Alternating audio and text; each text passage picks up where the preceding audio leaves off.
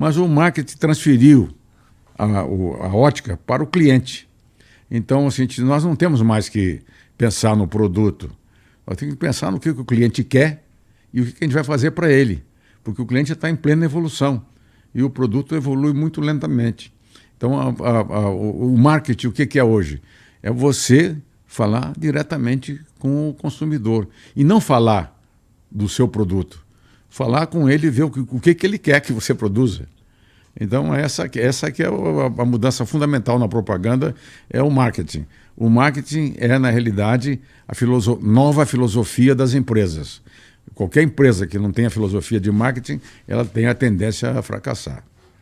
Você gosta... Você ainda fica... porque assim, eu sei que você está por dentro do que rola de tecnologia e televisão e criação de conteúdo e tudo mais. Também está por dentro do que rola no marketing, fica olhando o que os caras Eu acompanho, fazendo. não é? Eu não faço isso todo dia. Uhum. E quem faz todo dia sabe mais do que alguém que sabe teoricamente. Então, teoricamente eu sei, mas quem faz todo dia deve fazer melhor. Entendi. Mas então, cara, como é que é o teu dia hoje? Não, meu dia é um dia normal de trabalho. Eu continuo trabalhando um pouco menos do que eu trabalhava antes, mas trabalhando. Eu crio comerciais, vim agora no carro discutindo com o Bruno um comercial. Eu faço todas as vinhetinhas da Vanguarda que a gente produz o ano inteiro. Eu faço as alterações de programação. Eu vou a São José dos Campos. Nós temos 46 emissoras. E eu vou lá à sede, que é São José dos Campos, e a gente cria tudo lá. Eu participo da criação. Eu leio muito. Eu gosto de leitura especializada nesse assunto. Eu escrevo, eu faço receitas. Estou preparando um livro de receitas. Já tenho mais 100 receitas prontinhas para fazer. Tem os vinhos para acompanhar também? Tem. Eu sei que tu gosta de vinho. Já tem os vinhos. Eu tenho. Todo final de semana, sexta-feira, reúno os amigos para a gente fazer não é uma confraria, porque eu não gosto nada de coisa que dê importância ao vinho. Eu gosto do vinho como ele é naturalmente. Eu te falei do Broadband. Vinho não é para ser analisado, tem que ser compreendido. Então a gente junta para tomar um vinhozinho e tal, junto com a comida. O vinho é uma coisa maravilhosa. E ajuda a criar. Agora tu tá fazendo receita, cara. Caramba. Mas eu já tenho 100. Agora eu sempre me socorro do Bruno, porque como a memória é meio assim, como é que é esse troço aqui? Ele sempre me ajuda. Entendi. O Bruno é importante nesse negócio. Entendi. Porra, cara, quando foi que tu olhou pra TV? Porque assim, deve ter tido algum momento na tua carreira que você olhou e falou assim, porra, consegui fazer o que eu queria fazer, né? E eu fico pensando no que vem depois, Boni. Como é que você faz para se manter no auge, cara? Como é que faz para se manter, atingir o que você atingiu e manter e, sei lá... Eu acho que nos anos 80 nós conseguimos chegar próximo daquilo que a gente queria. Não há possibilidade de você chegar à perfeição, mas você tem que desejar a perfeição. Tem que ser um objetivo. Mas isso te fazia um cara difícil de trabalhar contigo? Você era perfeccionista demais e os caras ficavam chateados? Eu tenho várias historinhas desse tipo. Então, tem o Tarcísio Meira, ele até deu uma entrevista sobre isso. Um dia ele estava na minha sala e eu chamei um sujeito. Hoje eu seria preso. Eu dei uma espinafrada nele, mas aquela violenta, né? E aí o Tarcísio ficou assustado. Porque o tratamento aos artistas era diferente do que eu dei do cara. E o cara não era de alto escalão, era um diretor. E daí ele falou assim, mas por que você fez isso? Eu digo, porque se eu não fizer, ele não faz. Se eu não fizer isso, ele não vai fazer. Tudo que eu falar para ele aqui vai entrar num vídeo e fazer no outro. Eu tenho que fazer, se você não fizer, eu te mato. Você estava contando, nos anos em 80... Em 80 nós conseguimos atingir uma programação que era uma programação eclética, que a gente tinha de tudo. A gente tinha uma novela espetacular, um jornalismo espetacular, nós tínhamos um esporte espetacular. Quer dizer, as novelas estavam no auge. Então, Tu era o de frente de tudo isso, né? Claro. Tu que estava à frente de tudo isso. Porque Não é muita responsabilidade, como diz aquele, me tocou, né? Então é o seguinte, quando eu fui para a TV Globo, inicialmente eu iria para cuidar da produção e da programação.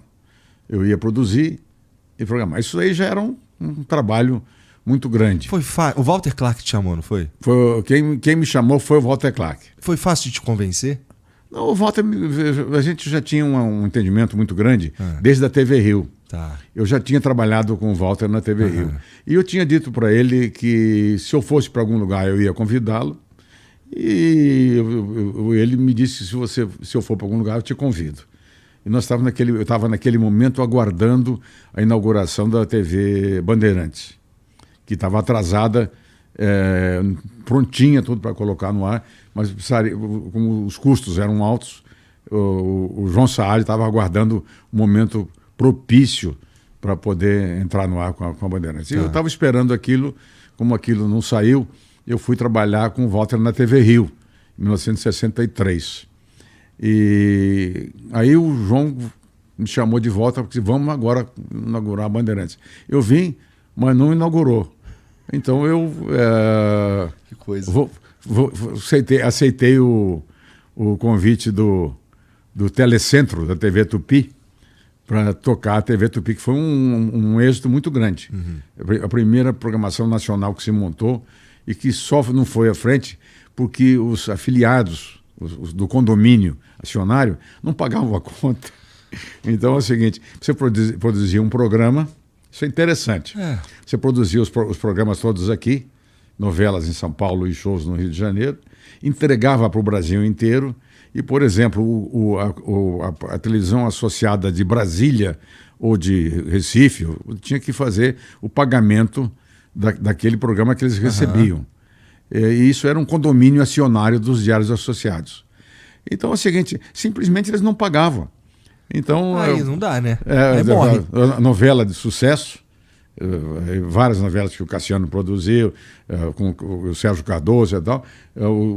Naquele tempo, o Benedito Rui Barbosa estava na Tupi com a gente, estava uma quantidade absurda. A Chico Anísio estava com a gente, o Moacir Franco, Flávio Cavalcante, Bibi Ferreira. Então, naquele momento, nós tomamos conta da audiência por alguns meses. E o dinheiro não veio. E os artistas não recebiam. Então, o condomínio acionário desmontou. Mas foi muito importante. Porque quando eu fui para a TV Globo, nós estávamos montando um esquema. A Globo produzia, fazia programa, entregava para os estados e eles nos pagavam. Eu falei assim, isso não funciona. Eu acabei de sair do esquema que quebrou. Assim, agora nós temos... Como é que vem fazer isso aí? Nós temos que vender para o anunciante, ficar com o dinheiro da venda e dar o troco para o galo lá de baixo. Ao contrário, em vez de eles nos pagar, nós é que vamos pagá-los. Porque nós temos que ficar com o dinheiro da produção e o que sobrar do dinheiro da produção, a gente divide com o resto do Brasil. Esse esquema foi montado, quem montou foi o Walter, junto com o Zé Otávio de Castro Neves, e eles montaram esse esquema e foi o esquema que salvou a TV Globo e foi o esquema que permitiu que a gente tivesse recursos financeiros para colocar em prática o que nós planejamos, não só as ideias, mas os planos gerais para a gente montar essa rede. Porque o sonho meu e do Walter, desde 1957, já era a rede de televisão.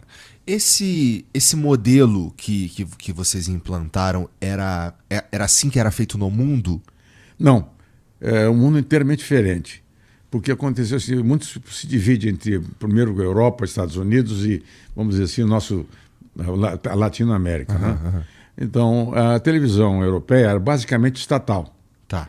Porque pertencia aos governos, e os governos produziam seus próprios programas e exibiam. Ela tinha uma função muito mais voltada para a parte educativa e política, informação, do que de entretenimento. O que existia na televisão americana? A televisão americana adotou o seguinte modelo. Ela produz jornalismo, faz toda aquela parte de esportes e não se mete em entretenimento. Ela compra de Hollywood. Tá. Porque Hollywood estava pronto, capaz de produzir, enquanto aqui nós no Brasil não tínhamos nada. Entendi. O cinema do Brasil não existia. E até hoje ele caminha com dificuldade. Então, naquele momento, teve que se criar uma coisa diferente. As únicas emissoras do mundo, que são as emissoras latino-americanas, são as que produzem seus próprios programas. O resto é produção independente. Então, só o Brasil tem um modelo em que você é produtor e, ao mesmo tempo, exibidor. Não, a atividade de produção no mundo inteiro é uma coisa, a atividade de exibição é outra. O americano vai lá e compra um programa lá da produção de Hollywood, da Metro, ou do que for, e vai exibir aquilo. Ele não vai produzir, ele não tem elenco, ele não tem orquestra, ele não tem diretores, ele não tem escritores. Isso a televisão não tem. Ela é simplesmente um veículo de exibição. Uhum.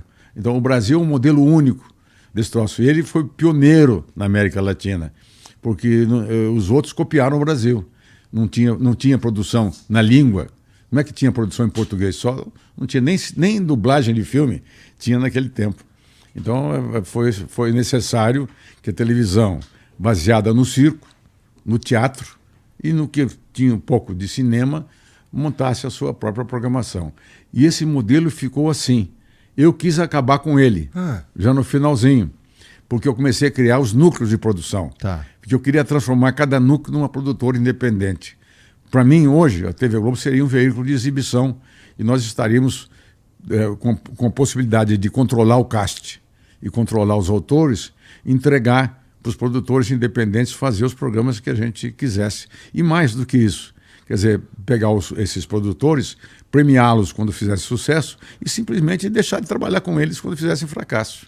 Quer dizer, existiria uma possibilidade maior de você renovar e de responsabilizar diretamente o produtor pela qualidade e pelo sucesso do evento. Entendi. Entendi. Então a gente foi pro o modelo que a gente tem de TV hoje é porque a gente precisava criar o nosso próprio conteúdo. Exatamente. Isso não necessariamente quer dizer que é o melhor modelo. Não é o melhor modelo. Entendi. Não é o melhor modelo.